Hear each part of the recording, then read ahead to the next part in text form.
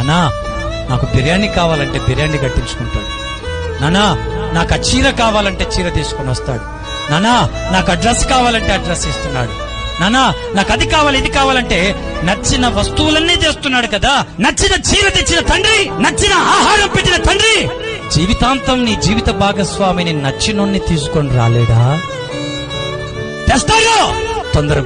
తొందరపాటు నిర్ణయాలు తీసుకొని ఊర్లో నుంచి వెళ్ళిపోయి తల్లిదండ్రుల పరువు మర్యాద, తల్లిదండ్రులు కష్టపడి సంపాదించిన ఆ గౌరవ ప్రతిష్టతలు అన్నీ పాడు చేస్తే తల్లిదండ్రుల ఉసురు కొట్టుకుంటాదమ్మా.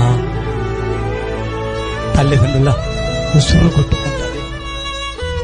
కన్న తల్లి ఎంతగా నిన్ను ప్రేమించిందో, కన్న తండ్రి నిన్నెంతగా ప్రేమించాడో, ఆ ప్రేమకు ప్రతిగా నువ్వు పగ చూపితే వాళ్ళ ఉసురు కొట్టుకోదా?